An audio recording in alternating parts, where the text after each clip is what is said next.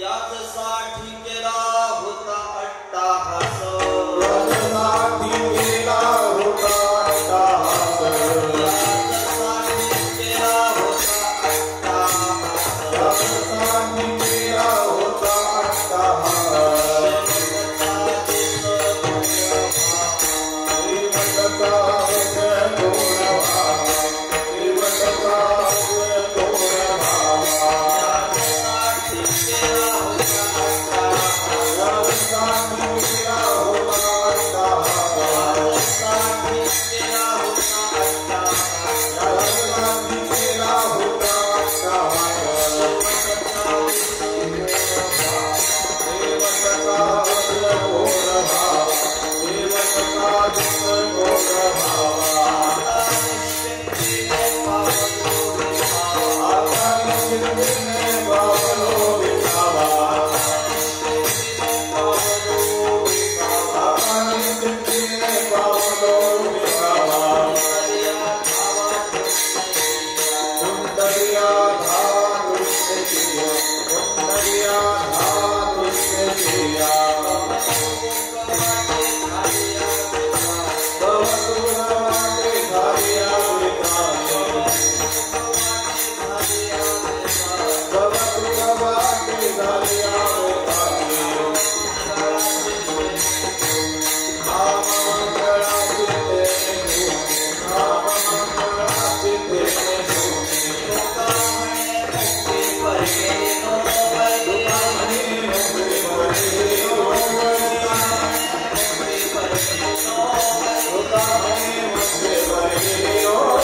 आता दिवस चाली आहे, आता दिवस चाली आहे. पावलो विसावा, पावलो विसावा, पावलो विसावा, पावलो विसावा.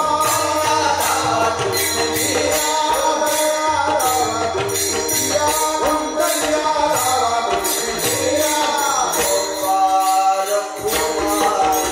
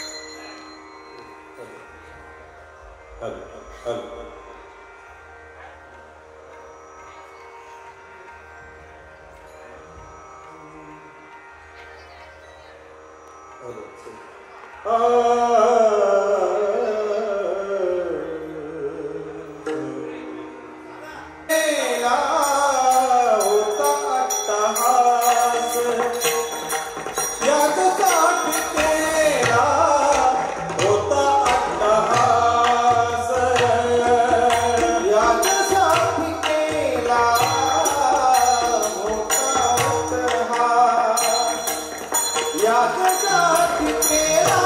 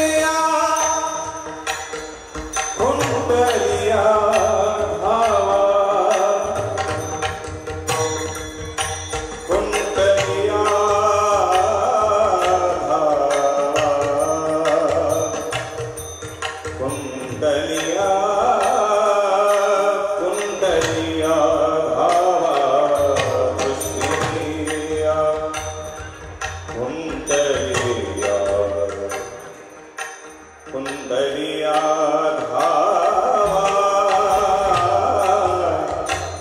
कुंडलिया धावा कृष्णेचिया कुंडलिया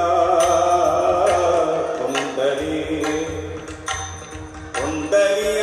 धावा कुंडलिया कुंडलिया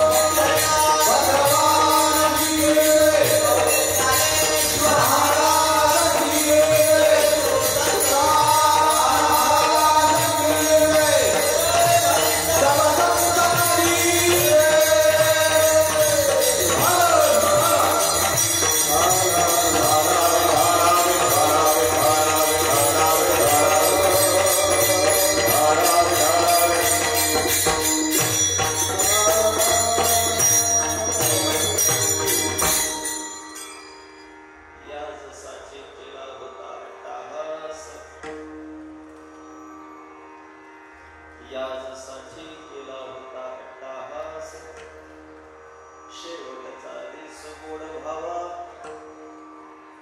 आता निश्चिंतीने पावलो विसावा. कुंडली आढावा तृष्णेची कवतूक वाटे झाली या बेचाचे, कवतूक वाटे झाली या बेचाचे, नामंगळाचे तेने गुणे, आता निश्चिंतीने पावलो विसावा. कुंडली आढावा तृष्णेची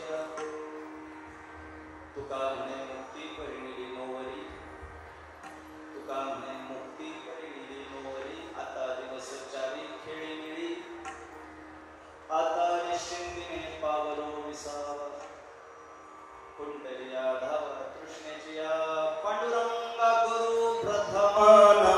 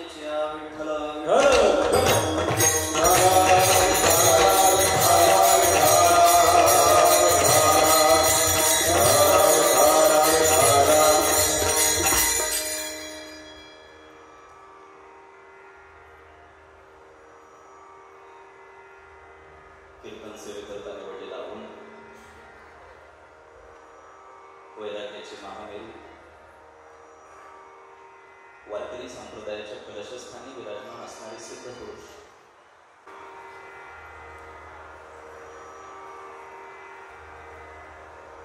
ज्यांची अभंग गाथा तुमच्या माझ्यासारख्या सामान्य जीवांच्या जगण्याचा पाया ठरली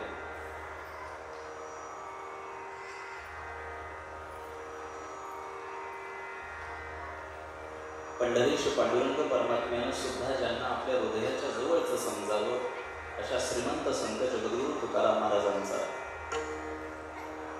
4 चरणांचा सद्य परिस्थितीमध्ये मानवी पातळीवर आयुष्य जगणाऱ्या प्रत्येक जीवाला अत्यंत मार्गदर्शक आणि उद्बोधक ठरेल, जीवनावश्यक तत्वांची उजळणी करण्यासाठी उपयुक्ततेचा ठरेल आणि स्वतःच्या मानवी जीवनाची आपल्या आयुष्याची व्याख्या दुरुस्त करू पाहणाऱ्याच्या डोळ्यामध्ये अंजन घालणारा जगद्गुरु तुकोबारायांच्या हृदयाच्या अत्यंत जवळचा असणारा हा प्रस्तुत अभंग तुमच्या समोर कीर्तनासाठी मी ठेवतो.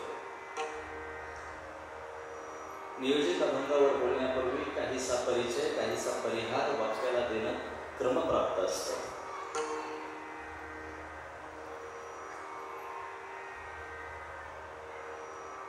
आज या व्यासपीठावर तुमच्या समोर मी कोणत्या निमित्तानं उभा आहे, आपल्या सगळ्यांचं एकत्रित येणं कोणत्या औचित्यानं झालेलं आहे हे जरी तुम्हाला ठाऊक असतं तरी सांगणं एक वक्ता या नात्यानं मला प्रधान कर्तव्य ठरतं आणि त्या न्यायानं सांगायचं झालं तर करपे परिवारातील सर्वांना आधारभूत असणारं पितृत्वाचं उदाहरण ज्यांनी स्थापित केलं, करपे परिवाराचा आधारवड म्हटलं तरी हरकत नाही, स्वर्गीय दत्तात्रेय करपे यांच्या प्रथम पुण्यस्मरणाच्या निमित्तानं आजच्या ह्या कीर्तन सोहळ्याचं आयोजन झालेलं आहे.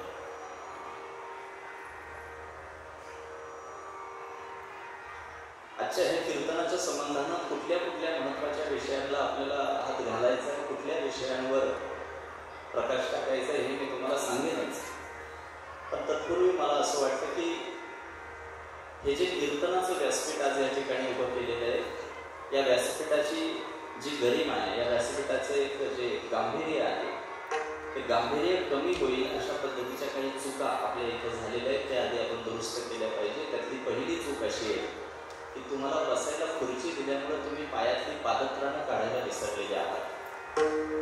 त्याच्यामुळं आहे तिथं ती पटकन पायातली खेटरं काढायची आणि खुर्चीच्या खाली सारायची. ते जे सॉक्स आणि मोजे असतात ते सुद्धा पादत्राणाचाच एक भाग असतात, त्याच्यामुळे तेही काढायचे. मला खुर्चीवर बसलेल्यांपेक्षा समोर मांडी घालून बसलेल्या या लोकांचं जास्त कौतुक वाटतं, कारण कीर्तन हे मांडी घालून ऐकायचं असतं.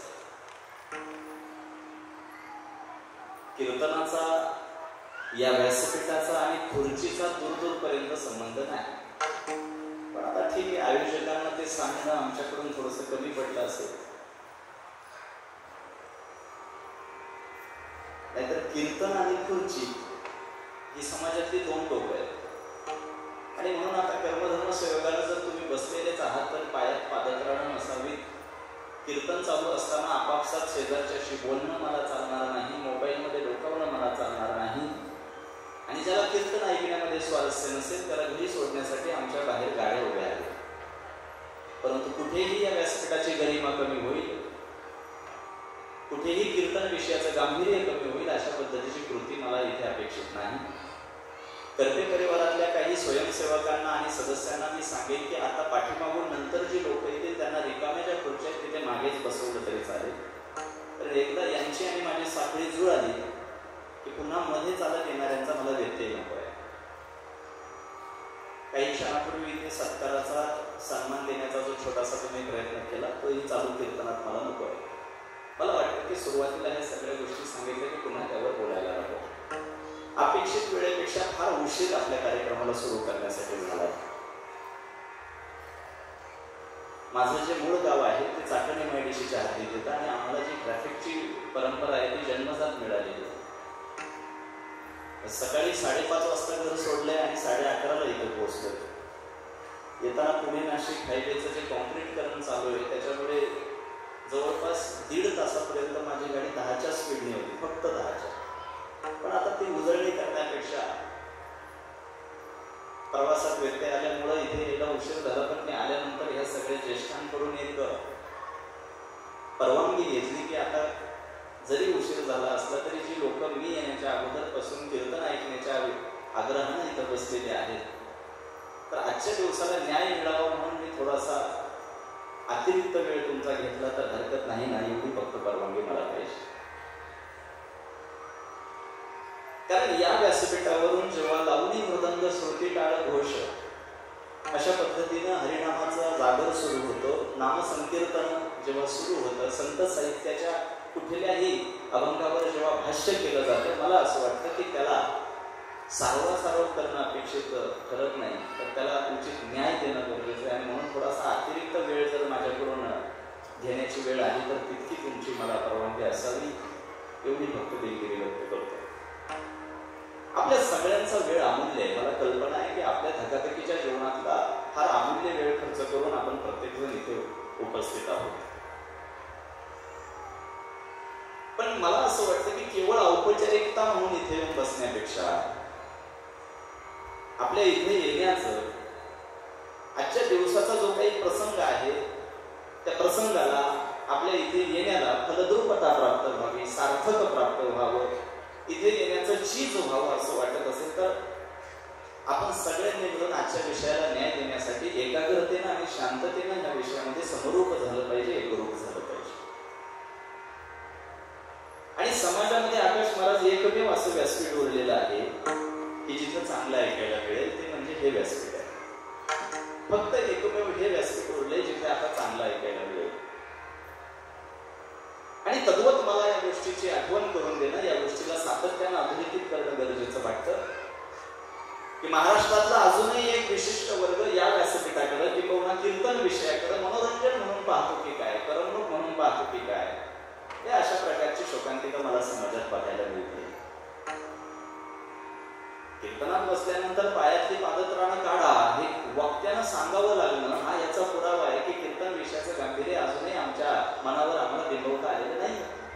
जर वस्तुनिष्ठ विचार केला तर आजही समाज दुर्दैव असं आहे की या व्यासपीठाकडे बहुतांश समाज करमणूक म्हणून पाहतोय. त्याला आमच्यातली काही मंडळी अपवाद आहेत, आमच्यातल्याही काही मंडळींनी विनोदाची दुकानं मांडलेली आहेत म्हणून तुमचंही रंजन होतंय, हेही बोलायला मी कमी पडणार नाहीये.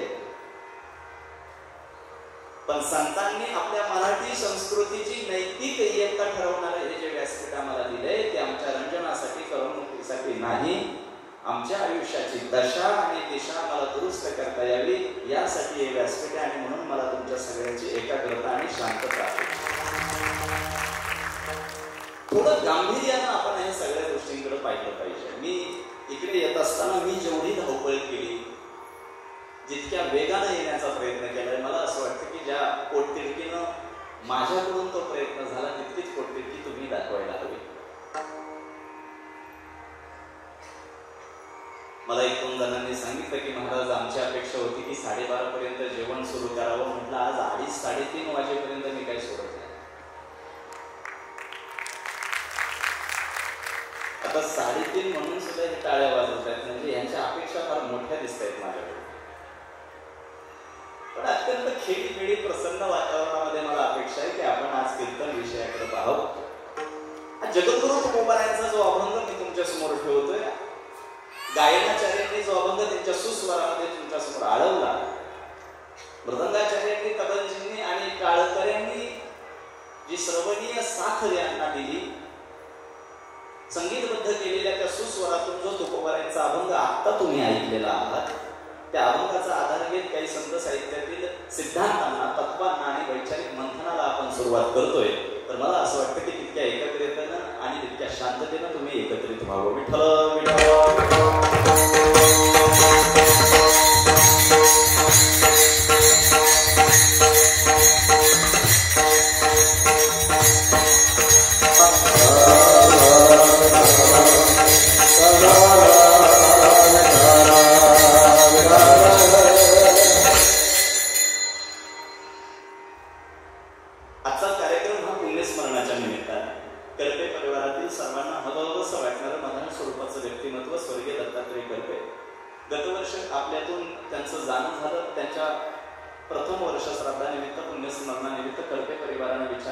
उपस्थितांना संत साहित्याचे विचार ऐकायला मिळावे.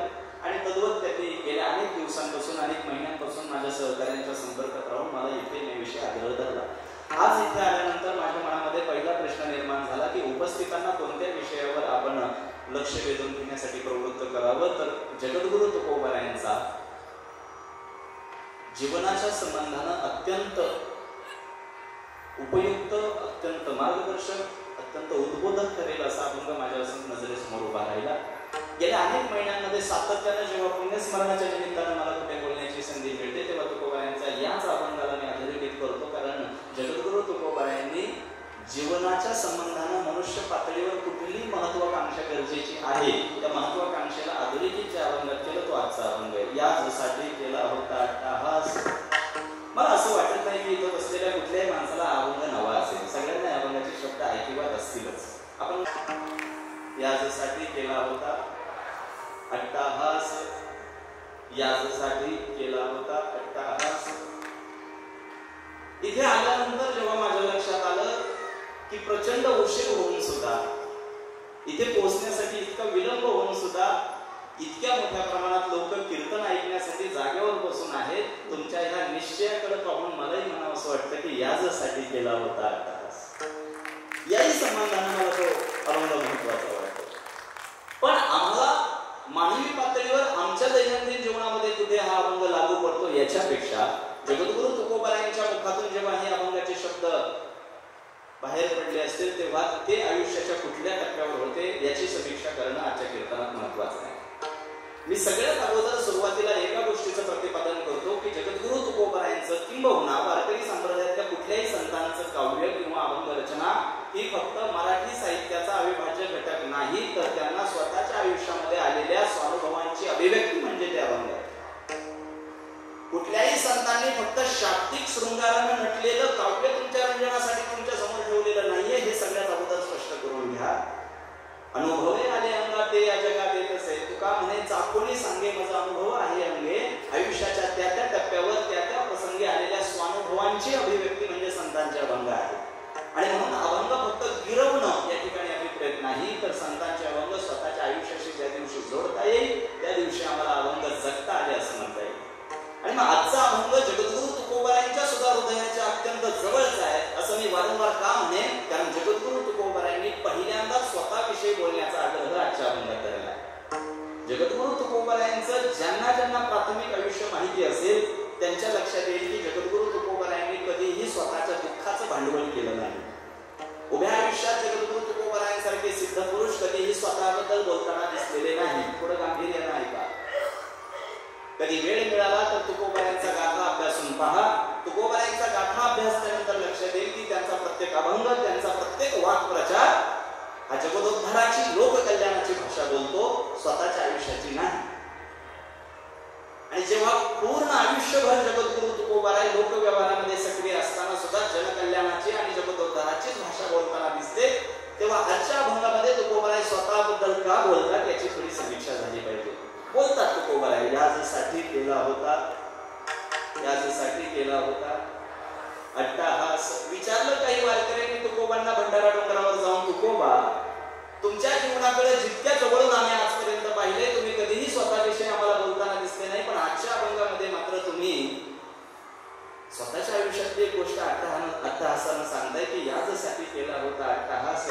हा सांगण्याचा अट्टहास कशासाठी? तुकोबाराय म्हणतात की मानवी पातळीवर आयुष्य जगत असताना स्वतःच्या आयुष्याच्या संबंधाने जी काळजी घेणं अपेक्षित आहे, जो कर्तृत्वाभिमान मिळवणं अपेक्षित आहे, इतरांपेक्षा निवडक, इतरांपेक्षा कर्तृत्वाभिमानानं आयुष्य जगणं, इतरांपेक्षा वेगळं आयुष्य जगणं जसं अपेक्षित आहे, इतरांपेक्षा वेगळं आयुष्य मला निवडता आलं, वेगळं आयुष्य मला जगता आलं आणि 84 लक्ष योनीमधून मला स्वतःला मुक्त करता आलं. जी महत्वाकांक्षा आयुष्यभर निवडाशी बाळगली त्या महत्वाकांक्षेला मला यशस्वी करता आलं.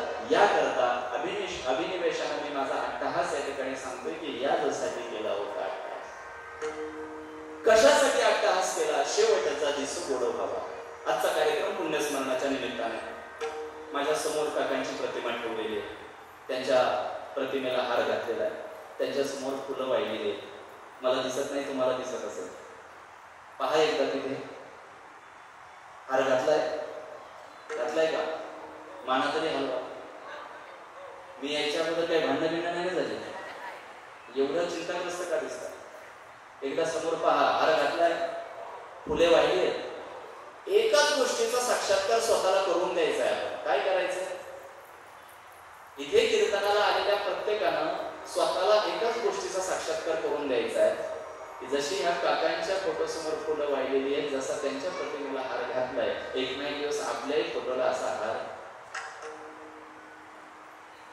एवढा क्षणभंगुरतेचा साक्षात्कार स्वतःला करून दिला की माणूस जरा ताळ्यावरचं आयुष्य जगेल, अशी माझी वैयक्तिक भावना. ही मृत्यूची जाणीव असणं गरजेचं आहे. जी जगद्गुरु तुकोबारायांनी आयुष्यभर जगली की मला इथून कधीही जावं लागेल, क्षणभंगुर नाही भरवसा. आणि जर मला इथून कधीही जावं लागेल, कधी जावं लागणार आहे याचीही माझ्या हातात काही सूत्र नाहीये. कधी निघावं लागेल याची कुठलीही चावी माझ्या हातामध्ये नाहीये. कधीही निघावं लागेल हे माहीत असताना मी माझ्या हातात असलेल्या वेळेचं काय केलं पाहिजे? व्यवस्थापन केलं पाहिजे. माझ्या उरलेल्या वेळेचं आम्ही काय केलं पाहिजे? व्यवस्थापन केलं पाहिजे. मी माझ्या आयुष्यात उरलेल्या वेळेची योग्य पद्धतीने व्यवस्थापन करेल आणि माझ्या आयुष्यात उरलेला जो काही अनिश्चित अशा स्वरूपाचा वेळ आहे तो माझ्या आयुष्याच्या दशा आणि दिशा बदलवण्याच्या कार्यक्रमासाठी लावेल. आणि मग पुन्हा या जगद्गुरु तुकोबारायांकडे, तुकोबारायांना काही वारकऱ्यांनी विचारलं, तुकोबा आज स्वतःविषयी बोलण्याचा तुम्ही आग्रह का धरताय? तुकोबा म्हणतात, एक महत्वाकांक्षा मी माझ्या उराशी बाळगली होती, स्वतःला मुक्त करण्याच्या संबंधाने. थोडं सोपं बोलू का? इथं बसलेली कुठलीही व्यक्ती असू द्या, पुरुष असू द्या, महिला असू द्या, मला कल्पना आहे की आज सगळ्या क्षेत्रातले लोक इथं असतील. राजकीय, सामाजिक, कला, क्रीडा, शेती, सहकार, व्यवसाय, गृहिणी असतील. आपण आपापलं आयुष्य जगत असताना स्वतःच्या जीवनामध्ये एक वेगवेगळी स्वतःची महत्वाकांक्षा घेऊन आयुष्य जगत असतो. मला वाटतं एवढं बोलणं समजेल तुम्हाला. समजतंय? एका विशिष्ट प्रकारची महत्वाकांक्षा प्रत्येकाची असते की आम्हाला अमुक असं आयुष्य जगायचं, मला अमुक आयुष्यामध्ये अशा पद्धतीच्या गोष्टी मिळवायच्या. ते कुठल्याही प्रकारची महत्वाकांक्षा प्रत्येकाच्या हृदयामध्ये आम्ही जोपासलेली असते. तसं मानवी आयुष्य जगत असताना वैकुंठ गमन होण्याच्या अगोदर लोकव्यवहारामध्ये जोपर्यंत तुकोबाराय सक्रिय होते तोपर्यंत तेही या न्यायापासून वेगळे राहिले नाही. त्यांनी सुद्धा एक महत्वाकांक्षा उराशी निश्चित बाळगली. फरक फक्त एवढा आहे, आपल्या महत्वाकांक्षा या प्रापंचिक आहेत आणि तुकोबारायांची महत्वाकांक्षा ही पारमार्थिक होती. विठ्ठल विठ्ठल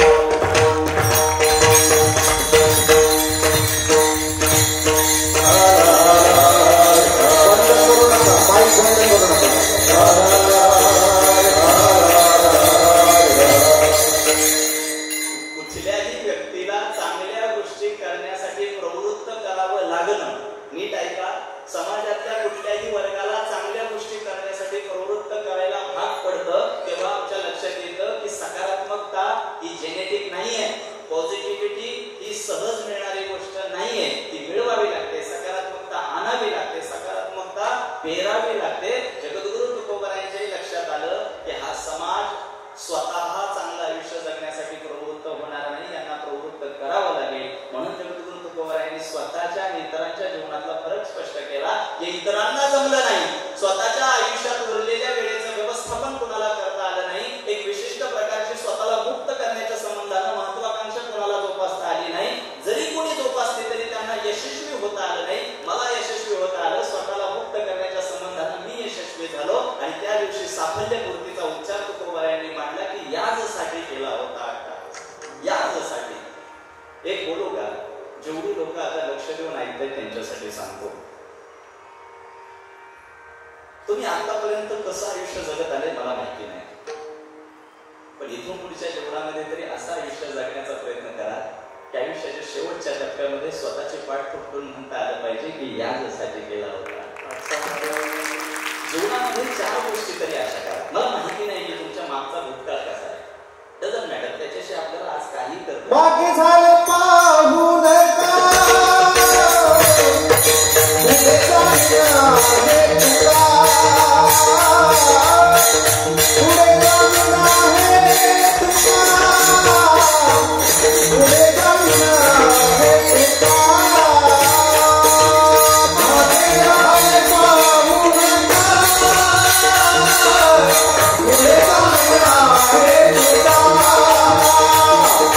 Hey!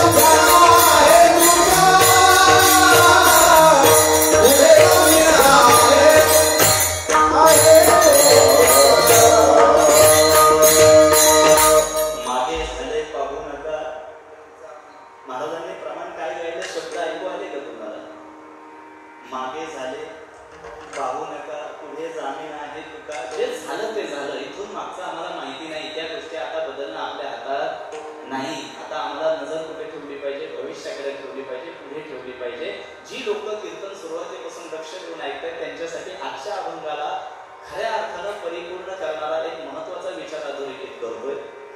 तुम्ही स्वतःच्या जीवनामध्ये स्वतःला अपेक्षित असलेली कुठलीही महत्वाकांक्षा जोपासा हरकत नाही.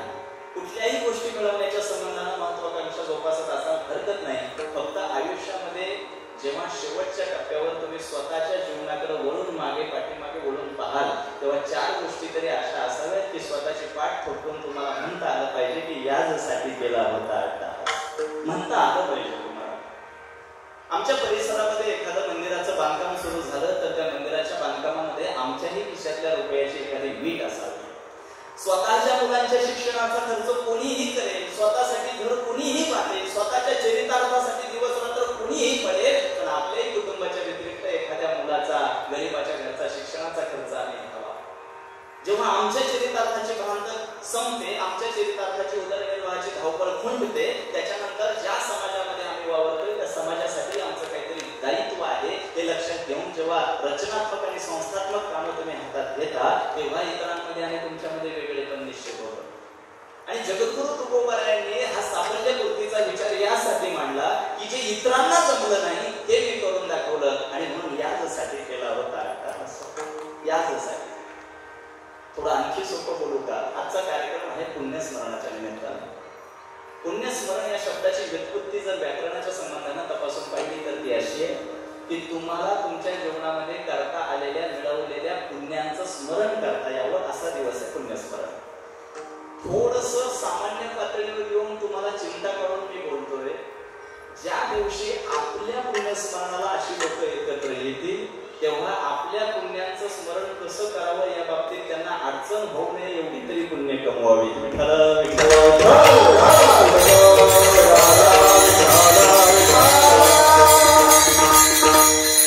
काही दिवसापूर्वी रविवारची सुट्टी असल्या कारणाने मी घरी होतो आणि दुपारच्या वेळी घरी आराम करताना दिसलो. माझ्या आईने मला सांगितलं की महाराज तुम्ही आज घरी आहात तर आपल्या जरा लांबच्या नात्यातल्या एका व्यक्तीचं पुण्यस्मरण आहे, चला आपण भेट देऊन येऊ. कधीतरी घरच्यांनाही वेळ दिला पाहिजे म्हणून मी आईसोबत गेलो.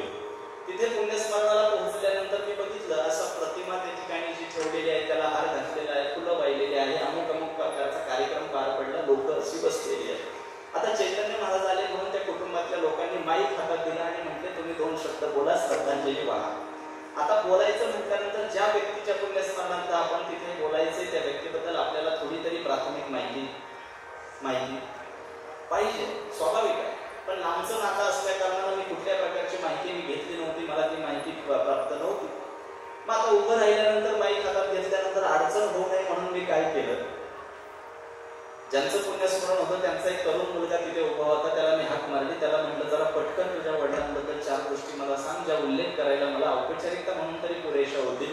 तो कानाजवळ आला आणि म्हटला चैतन्य महाराज आमच्या बापानं कौतुकानं सांगता येईल असा विषय काही केलं नाही, तुम्ही तुमचं ओरडा आणि बसा. ते कुणाचे शब्द आहेत? त्यांच्या मुलाचे. आम्ही जन्म दिलाय, आम्ही ज्यांना जन्म दिलाय अशा आमच्याच वंशावळीकडे, आमच्याच पुढच्या पिढीकडे आम्ही गेल्यानंतर जर बोलण्याविषयी आम्ही काहीच मागे ठेवणार नसू तर हे असलं नशिबाच्या वळचणीखाली जगलेलं आश्रित असं आयुष्य काय कामाचं आहे? तो कमणे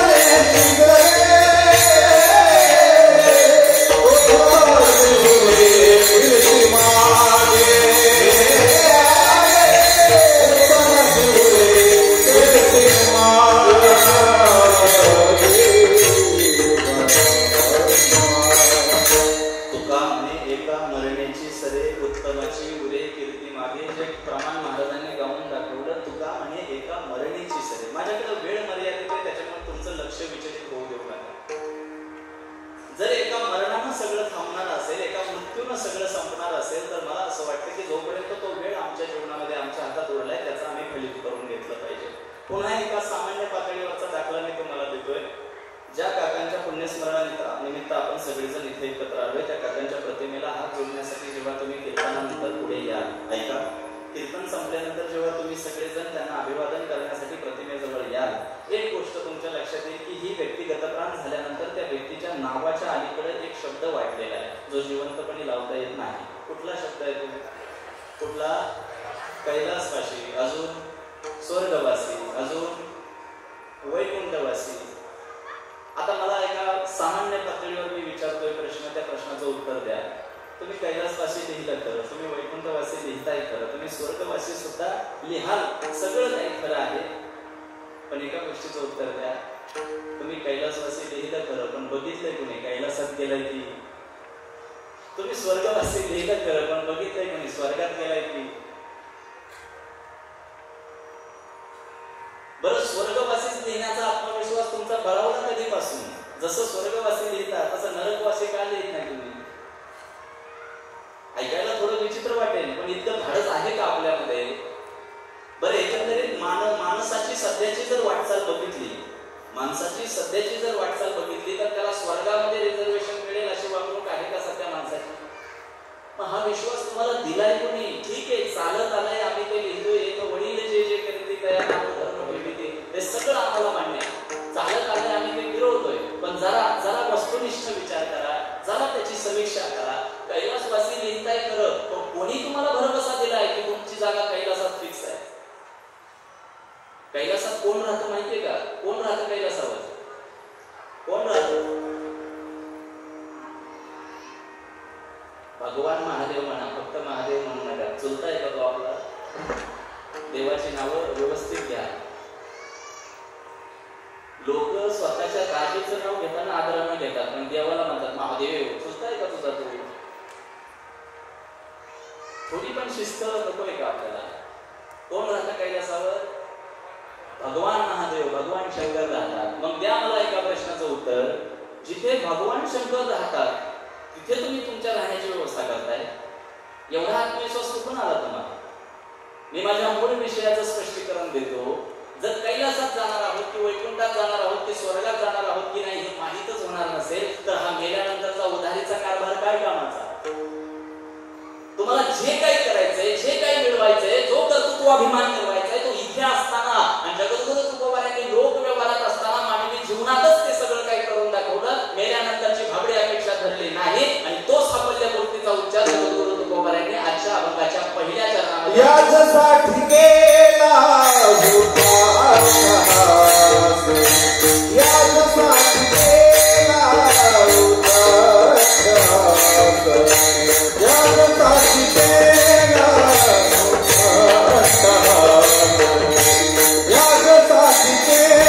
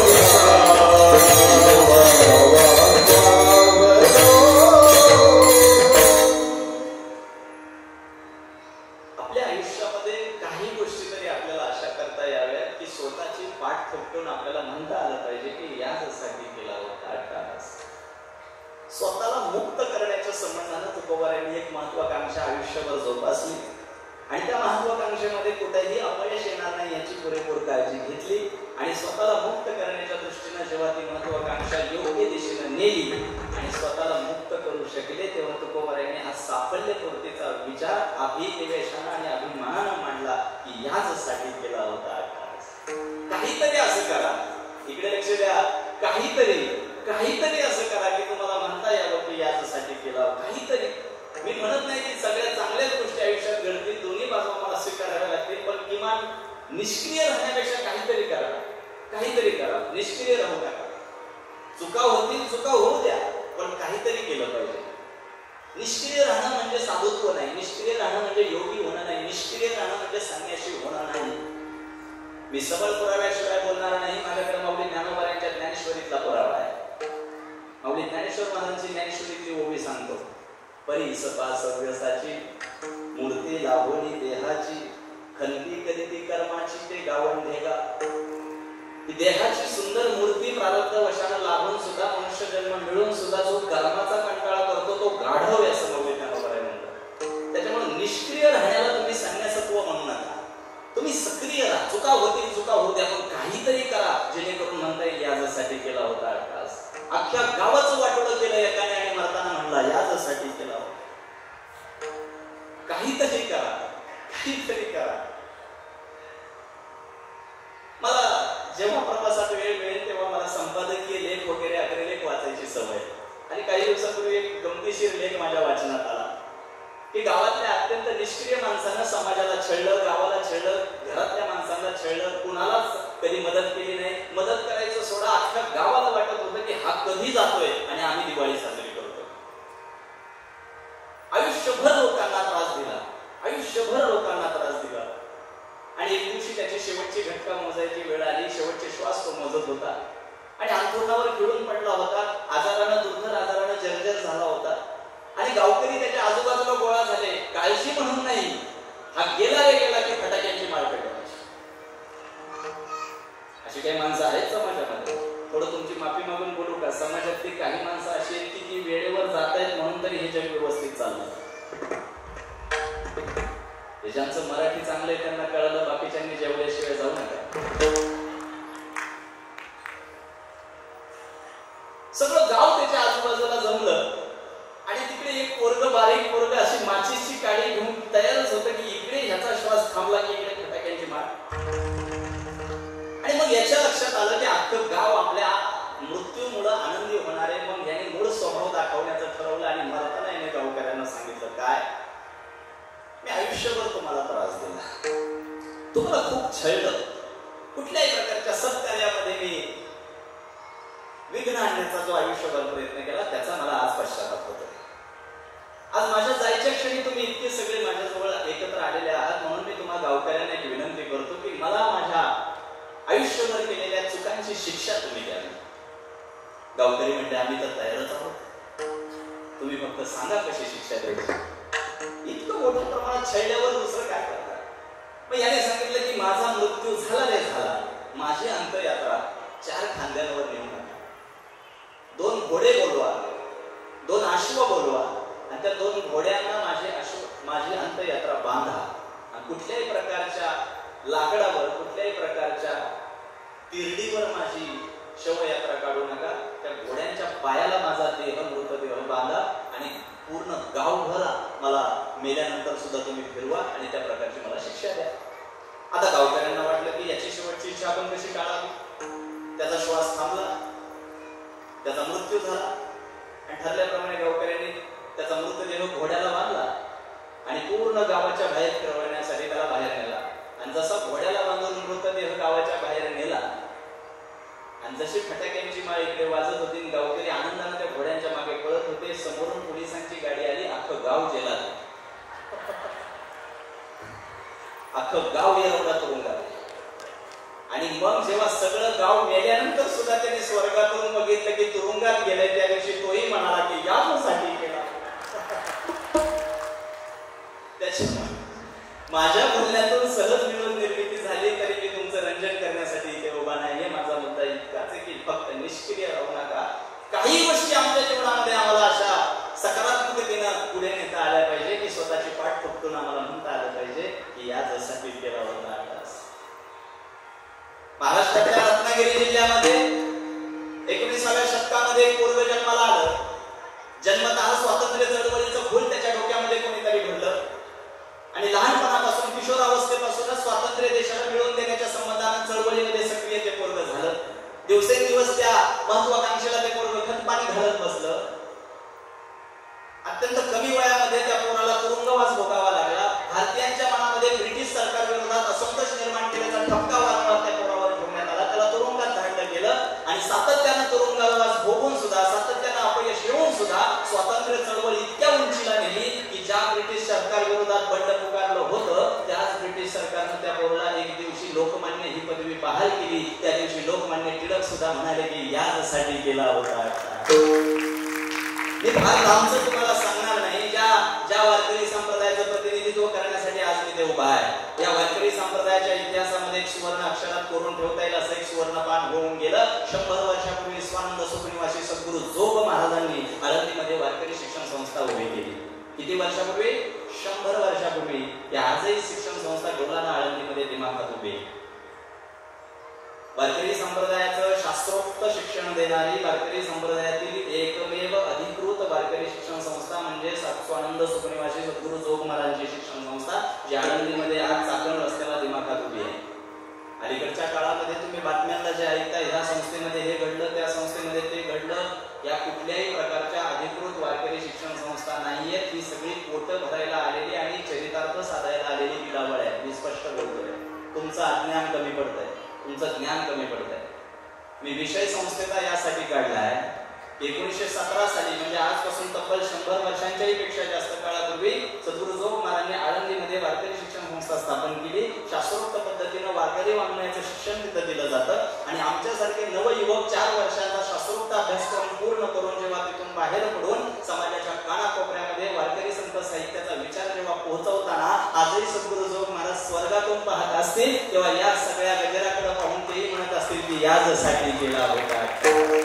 किती उदाहरणं द्यावी, किती उदाहरणं द्यावी. या सगळ्या महापुरुषांकडे पाहून आणि महाराष्ट्राला लाभलेल्या दैदिप्यमान इतिहासाकडे पाहून तिथं बसलेल्या प्रत्येक व्यक्तीनं स्वतःच्या आयुष्याची जबाबदारी स्वतः घेऊन इथून पुढच्या आयुष्यामध्ये किमान 4 गोष्टी तरी अशा कराव्यात की शेवटच्या टप्प्यावर आम्हालाही स्वतःची पाठ ठोकून म्हणता येईल की याचसाठी केला होता. हा साफल्य पूर्तीचा उच्चार आम्हाला गिरवता आला पाहिजे. कीर्तन मनोरंजनासाठी ऐकू नका. इथे जो हा कार्यक्रम चालू आहे हा स्वतःची करमणूक घेण्याच्या दृष्टीने घेऊ नका.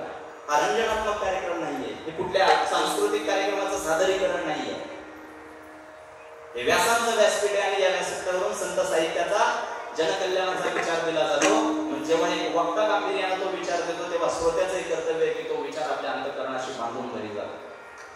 पुन्हा मी अभंगाच्या मूळ विषयाकडे तुमचं लक्ष आकृष्ट करतो. जे इतरांना जमलं नाही, स्वतःला मुक्त करण्याच्या संबंधानं तुकोबारायांनी स्वतःची जबाबदारी स्वतः घेतली. देवाच्या आणि नियतीच्या भरोशावर आयुष्य जगणं त्यांना कधी मान्य नव्हतं. हातावर हात ठेवून नशिबाच्या वळचणीला कोणाचं तरी आश्रित होऊन भिकारी होऊन आयुष्य जगण्यापेक्षा कर्तृत्व अभिमान मिळवून स्वतःची जबाबदारी स्वतः घेऊन आयुष्य जगण्यामध्ये खरा पुरुषार्थ आहे. हे योग्य वेळी तुकोबारायांच्या लक्षात आलं. स्वतःला मुक्त करण्याच्या संबंधाने जबाबदारी घेतली, महत्वाकांक्षा जोपासली आणि जेव्हा स्वतःला मुक्त करण्यात ते यशस्वी झाले त्या दिवशी ते म्हणाले याचसाठी केला होता.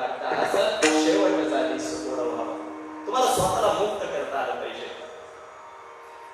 2 वेळचं जेवण मिळवण्यासाठी तुमची जी धावपळ सुरू आहे, माफ करा, याला आयुष्य म्हणत नाही. सध्या आपल्या सगळ्यांची जी धावपळ चालू आहे ना आई साहेब, ही चरितार्थासाठी आणि उदरनिर्वाहासाठी नाही, जगण्यासाठी नाही. तुम्ही स्वतःला फसवताय. ही सगळी जी धावपळ सुरू आहे ही सुविधांसाठी आहे. कशासाठी? कोणाकडे कपडे चांगली आहेत, कोणाकडे मोबाईल चांगला आहे, ही सगळी स्पर्धा आहे ना. या स्पर्धा सुविधांसाठी सगळी मरमळ चालली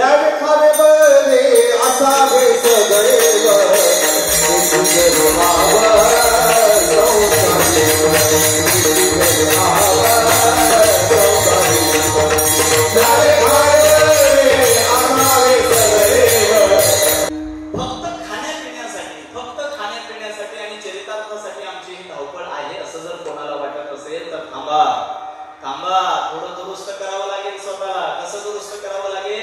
ही सगळी सुविधांची स्पर्धा आहे. कशाची? अंगावर कपडा आहे पण तो कुठल्या ब्रँडचा आहे, किती चांगला आहे, ही सगळी सुविधांसाठी धावपळ आहे. अहो 1000 रुपयात कोण येतो तरी सुद्धा 1.5 लाखाच्या कोणची अपेक्षा आहे. ही स्पर्धा कशाची? सुविधांची आहे की नाही? आणि ह्या स्पर्धेला अंत नाही, या तुलनेच्या खेळाला कुठेही शेवट. त्याच्यामुळे स्वतःला मुक्त करण्याच्या संबंधानं स्वतःची जबाबदारी स्वतःला तुम्हाला घ्यावी लागेल. थोडं सोपं करून सांगतो.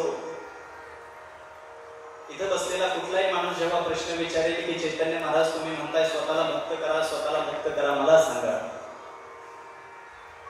मुक्त करण्याची भाषा जर इथं होत असेल तर तुम्हाला कोणी बांधलंय का? तुमचे हात मोकळे आहेत, तुमचे पाय मोकळे आहेत, कोणी बांधलंय का तुम्हाला? मुक्त होता परी बळे झाला बद्ध देवने आचंद माझे माझे देवने आचंद माझे माझे. मुक्त होता परी बळे झाला बद्ध देवने आचंद माझे माझे देवने आचंद माझे माझे. मुक्त होता परी बळे झाला बद्ध. मुक्त होता शब्द काय? मुक्त होता पण बळच स्वतःच्या हाताने स्वतःला बांधून घेण्याचं काम केलं. इथं बसलेल्या कुठल्याही सुशिक्षिताला, बुद्धिवादी प्राण्याला असा प्रश्न पडेल, चैतन्य महाराज तुम्ही आम्हाला मुक्त होण्याच्या ज्या गोष्टी सांगताय, नेमकं मुक्त व्हायचं म्हणजे कुठून मुक्त व्हायचं? ऐका. लहानपणी वडिलांसोबत शेतात काम करायला, त्यांना मदत करण्यासाठी मी जायचो. दैनंदिन जीवनाशी संबंधित असणारी गोष्ट सांगते. लहानपणी काय व्हायचं, फार जोशामध्ये आयुष्यामध्ये वडिलांसोबत शेतात गेलो की त्यांना मदत करायचं. एक दिवशी रविवार होता, शाळेला सुट्टी होती, एक 5-7 वर्षाचं माझं वय असेल. वडिलांसोबत शेतात गेलो आणि वडील त्या दिवशी शेतामध्ये गवताची वळई रचायचं काम करत होते. तुम्ही काय म्हणता त्याला? गवताची गंजी? हा, गंजी ठीक आहे, तर भाषेचा थोडा फरक आहे. गवताची गंजी, गवताची वळई रचण्याचं वडिलांचं काम सुरू होतं आणि मी आयुष्यामध्ये लहानपणी जोशात असतो माणूस. त्या गडव्याच्या पेंड्या तिथे ठेवल्या होत्या, मी उचलायचा आणि वडिलांकडे फेकायचा, उचलायचा आणि वडिलांकडे फेकायचा. गडबड अशी झाली, त्या आवेशामध्ये माझ्या लक्षात नाही आलं ते गडव्याचं एक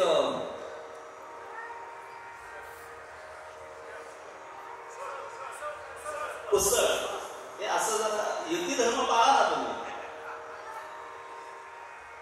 ते कुसळ माझ्या नखाच्या आणि बोटाच्या बरोबर मधोमध घुसलं आणि ते काही निघे ना. 2 दिवस झाले, 4 दिवस झाले, माझं खाण्यातही लक्ष लागेना, माझं गाण्यातही लक्ष लागेना. ते जोपर्यंत ते धसकट ते कुसळ अडकलंय नखाच्या आणि बोटाच्या मध्ये, कुठल्याही प्रवचनामध्ये, कुठल्याही खाण्यामध्ये, गाण्यामध्ये माझं मनच लागेना, माझं जगणं हराम झालं. कारण ते ठसठस करत होतं, ते मला काही सुखाने श्वास घेऊन देत नव्हतं. आता इथे बसलेल्या कुठल्याही सुशिक्षिताला असा प्रश्न पडेल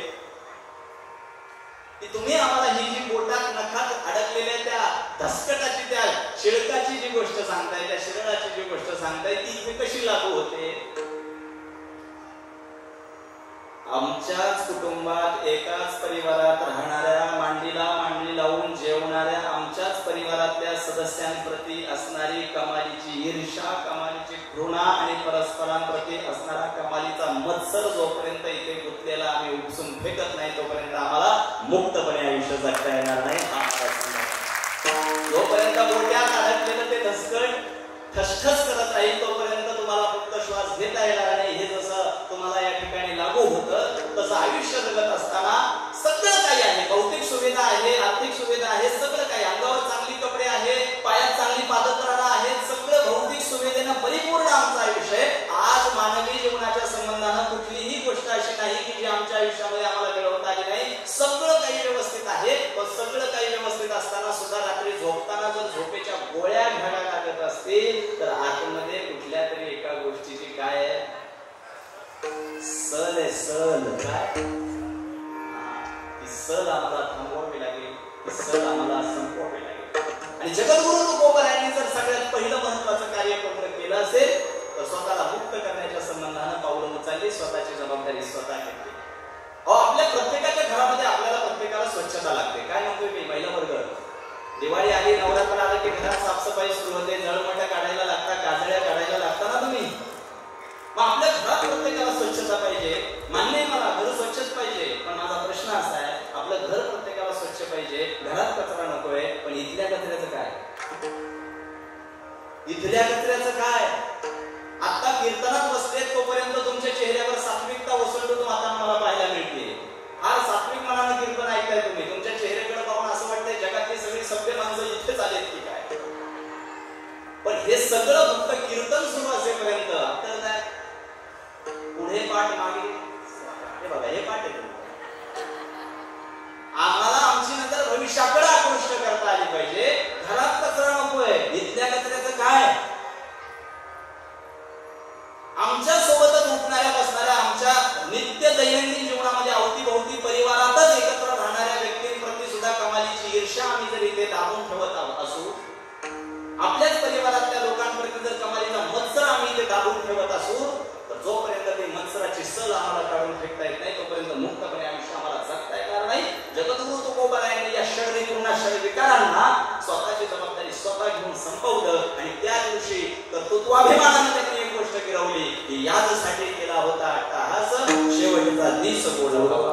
मग काही वारकऱ्यांनी तुकोबारायांना विचारलं, तुकोबा जेवढं तुमच्या आयुष्याकडे मी आजपर्यंत गांभीर्यानं पाहिलंय, कधीही तुम्ही स्वतःविषयी बोलताना आम्हाला पाहायला मिळालेले नाही. आजच्या अभंगामध्ये याचसाठी केला होता अट्टहास, हे अट्टहासानं सांगण्याचं कारण काय? त्याचं कारण तुकोबारायांनी अभंगाच्या दुसऱ्या चरणामध्ये निश्चिंतीने पावलो विसावा, आता निश्चिंतीने पावलो विसावा, निश्चिंतीने पावलो विसावा, आता निश्चिंतीने पावलो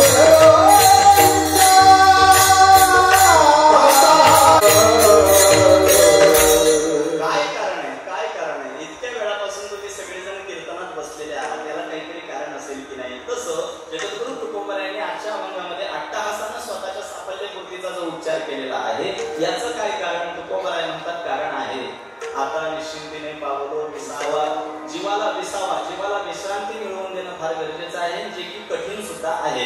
तुकोबारायांनी स्वतःची जबाबदारी स्वतः घेऊन आयुष्य जगलं. कधी देवाच्या भरोशावर तुकोबाराय आयुष्य जगलेले नाही. काका तालुक्याच्या आमदारासोबत कार्यकर्त्याची जरा जवळीक वाढली की तो घरी जाऊन सगळ्यांना सांगतो की आता आपल्याला काही काळजी करायचं कारण जनतेचा पैसा खाऊन पोट फुगवलेले नेत्याच्या जीवावर जर तुम्ही उड्या मारत असाल तर विचार करा, ज्या जगाच्या बापाने पांडुरंगाने तुकोबारायांना स्वतःच्या जवळ जागा दिली होती, त्या जगाच्या बापाची इतकं जवळीक आणि इतकं सख्य प्राप्त होऊन सुद्धा तुकोबारायांनी कधी त्यांच्या भरोशावर, देवाच्या भरोशावर आयुष्य जगणं मान्य केलं नाही. हा प्रयत्नवाद आणि कृतिशीलपणा आमच्या तुकोबारायांकडून तुम्ही शिकायला हवा.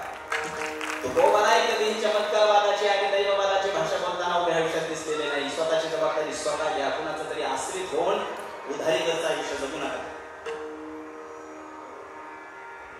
करा थोडा सामान्य पातळीवर विचार. आज जर तुकोबारायांच्या अभंगावर आपण बोलतोय तर करा ना विचार. जेव्हा तुकोबारायांना मंबाजी कॉलनी काठीनं बदलून काढलं, तक्रार करायला त्यांच्याकडे काही ताकद नव्हती का? आज कीर्तनातून घरी गेल्यानंतर जर कुणी तुमच्याशी चुकीचं वर्तन केलं तर तुम्ही संपर्कातल्या कुठल्याही चांगल्या व्यक्तीला सांगाल, पोलीस कंप्लेंट कराल, कायदेशीर लढा उभाराल. मग जेव्हा जगद्गुरु होण्याची पात्रता असणाऱ्या तुकोबारायांना काठीनं मारलं जातं, करू शकत नव्हते का प्रतिकार? अहो तुमच्या माझ्या ओळखीचं काय घेऊन बसले? अख्ख्या जगाला ज्यांच्या कर्तृत्वाचा हेवा वाटावा असे छत्रपती शिवाजी महाराज तुकोबारायांची सल्ला घ्यायचे. तुकोबारायांनी शिवरायांना थोडा व्हॉट्सअप मेसेज टाकला असता तरी अंबाजी बोलना तुरुंगात टाकला. थोडं तुमच्या भाषेत सांगतोय. त्यावेळेस तंत्रज्ञान अवगत नव्हतं. बलियाची अंकिता आम्ही झालो बळीवंत,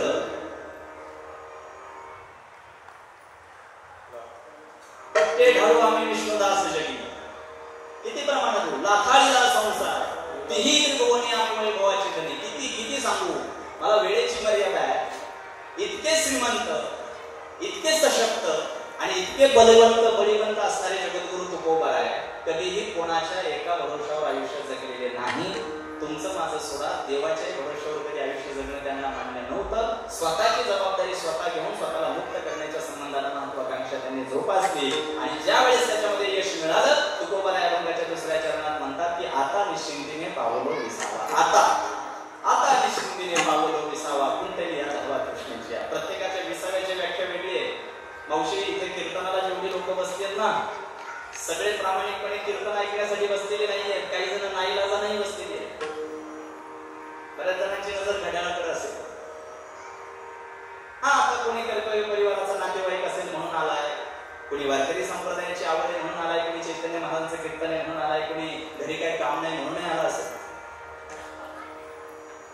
मग प्रत्येकाची विसाव्याची व्याख्या वेगळी आहे. आज ज्याला कीर्तनामध्ये बसण्यात काही स्वारस्य नाही, पण केवळ औपचारिकता म्हणून नाईलाज असतो, जो कीर्तनात बसला असेल. कीर्तन संपल्यानंतर जेवणाच्या वर्गाकडे लोकांच्या माना वळतील. कीर्तन संपून जेव्हा महाराज गाडीमध्ये जायला निघतील, तेव्हा ज्याला कीर्तन नाईलाजानं ऐकावं लागले, तोही म्हणेल आता निश्चिंतीने पावलो विसावा. त्याच्यासाठी विसाव्याची व्याख्या हीच आहे. जगद्गुरु तुकोबारायांनी माणूस म्हणून आयुष्य जगण्यासाठी, उत्कृष्ट पद्धतीनं मानवी पातळीवर जीवनावश्यक तत्व जोपासण्यासाठी, यशस्वी होण्यासाठी ज्या ज्या गोष्टी आपल्या मार्गात अडथळा निर्माण करतील, त्या सगळ्या नकारात्मक गोष्टींना उपटून बाहेर फेकलं आणि मग सांगितलं आता निश्चिंतीने पावलो विसावा. कुंडली राधावा कृष्णेची या. पुन्हा काही वारकरी म्हटले, तुकाराम महाराज जवळपास 1:15 वाजताय तरी तुम्ही म्हणताय यासाठी केला होता अट्टहास, आता निश्चिंतीने पावलो विसावा. 1:15 वाजला तरी सुद्धा आम्ही तुमचं ऐकतोय. आता आम्हाला पुन्हा एकदा एका गोष्टीचं कुतूहल निर्माण झालंय. तुकोबा, तुम्ही सहजासहजी स्वतःच्या कर्तृत्वाचा असा डांगोरा वाजवणार नाही, सहजासहजी तुम्ही स्वतःविषयी बोलण्याचा प्रयत्न करणार नाही. पण आजच तुम्ही स्वतःविषयी, स्वतःच्या कर्तृत्वाविषयी एवढा अभिनिवेश का व्यक्त करताय? तुकोबारायांनी स्वतःबद्दल बोलण्यासारखी जी महत्वाची गोष्ट कमावली, त्याचा उद्धृत उच्चार अभंगाच्या 3ऱ्या चरणामध्ये आमच्या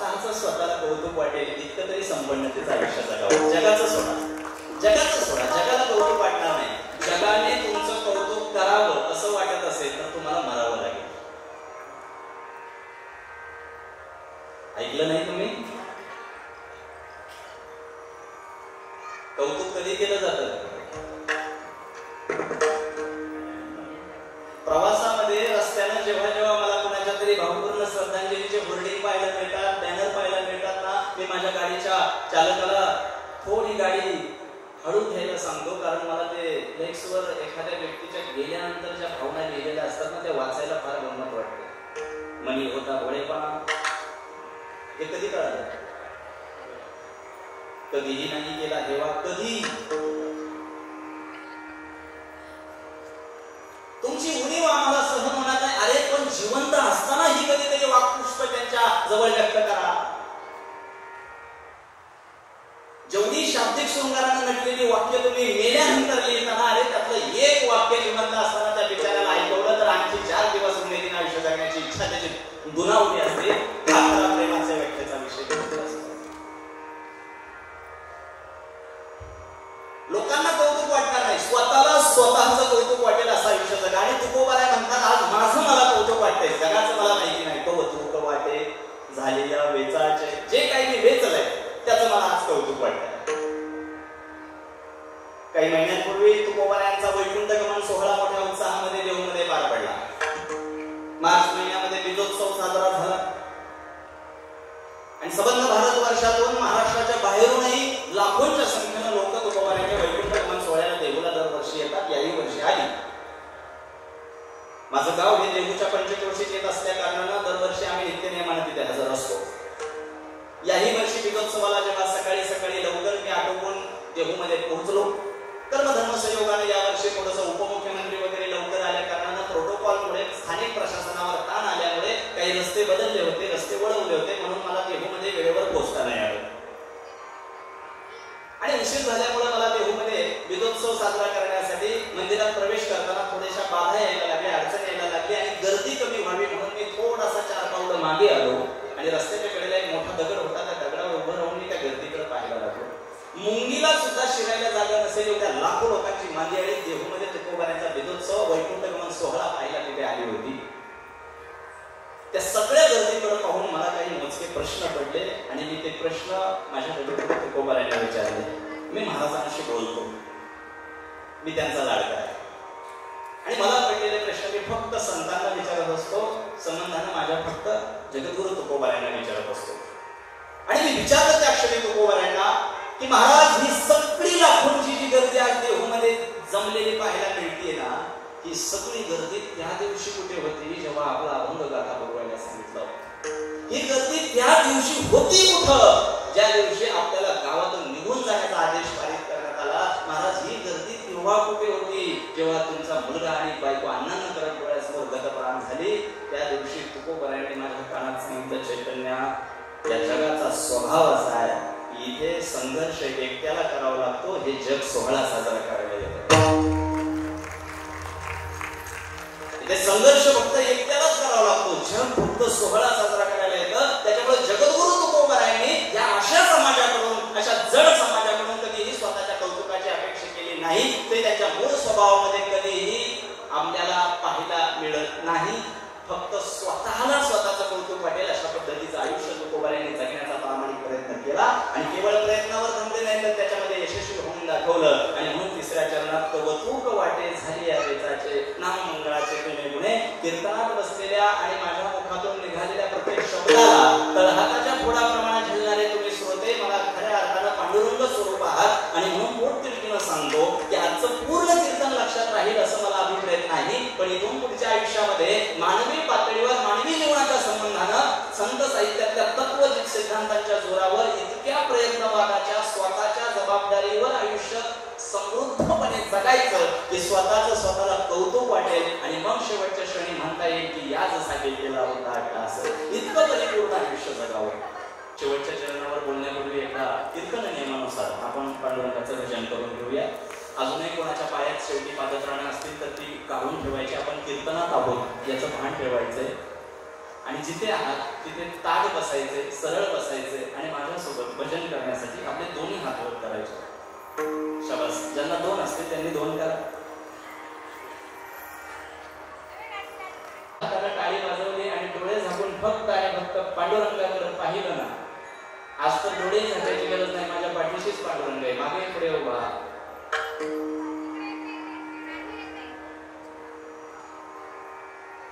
हात वर.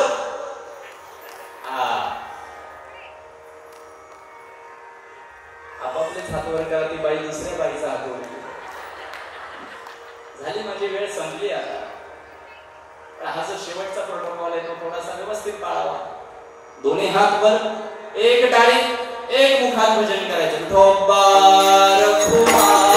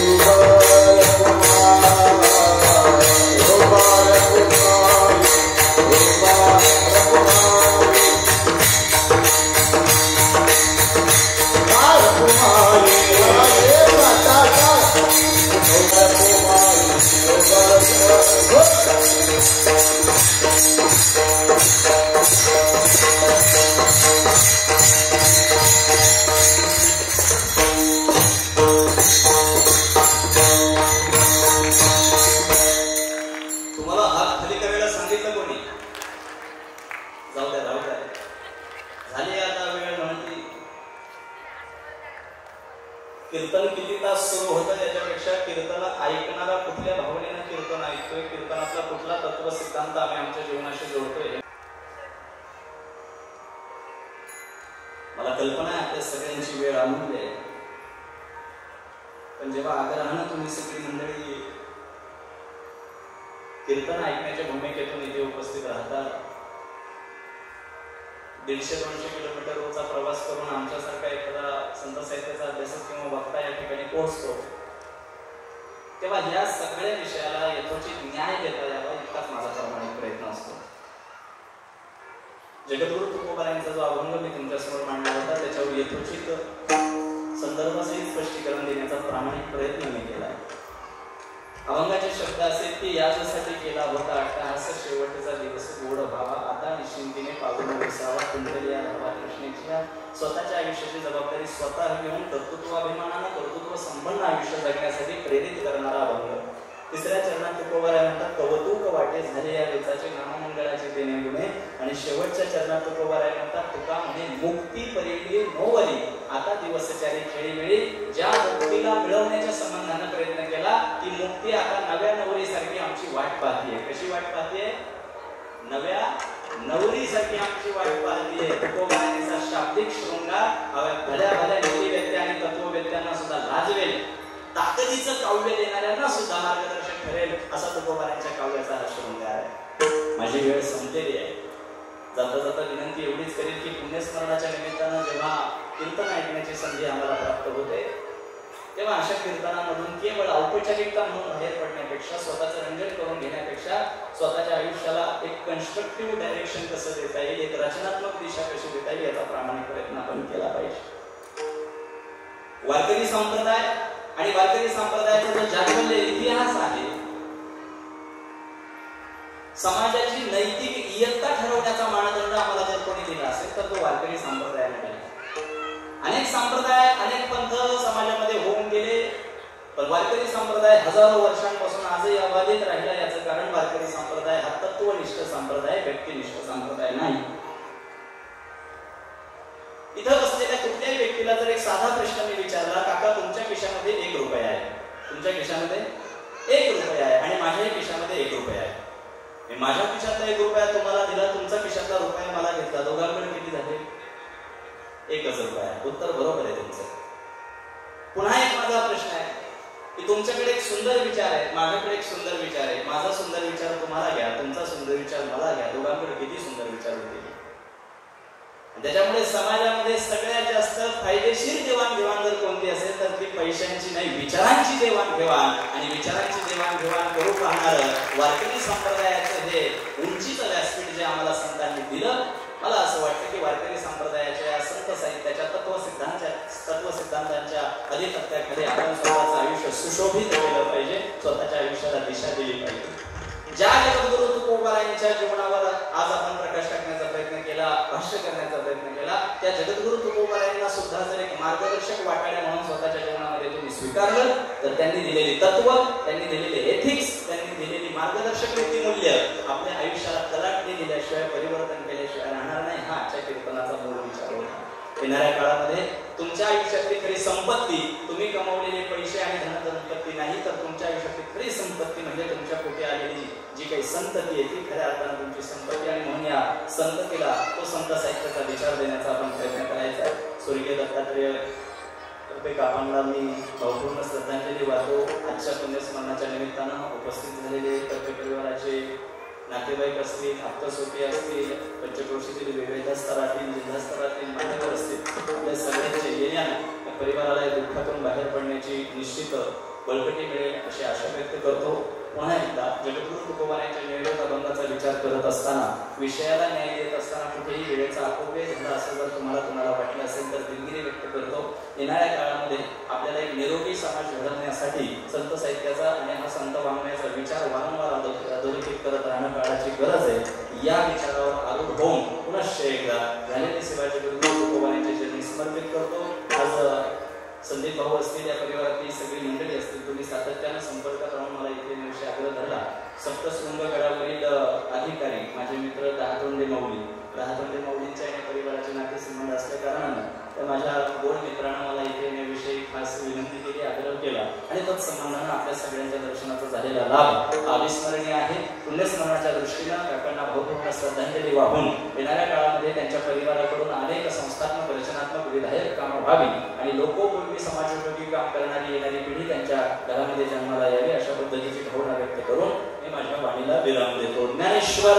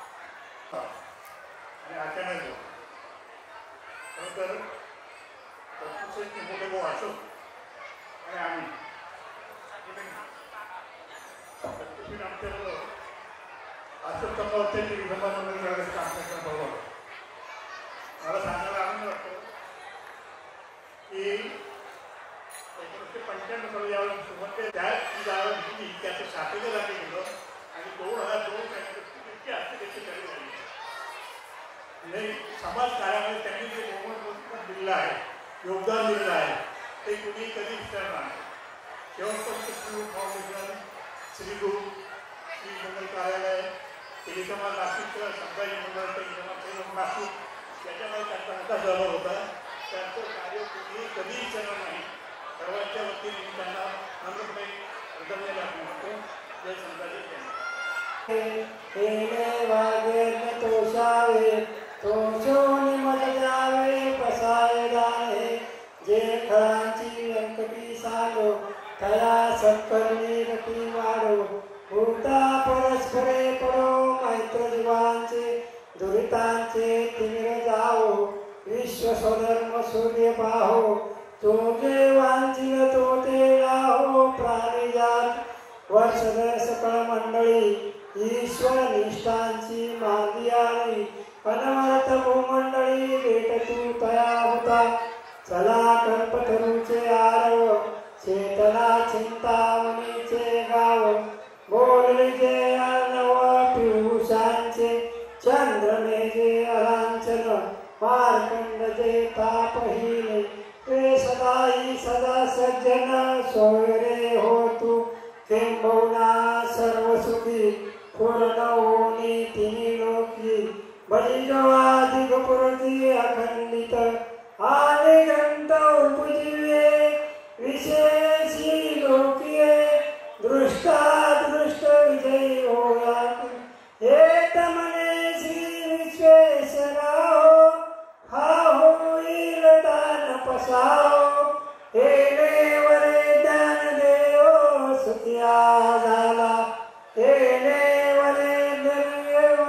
सुखिया झाला हे नेवरे ज्ञानदेव सुखिया झाला ओ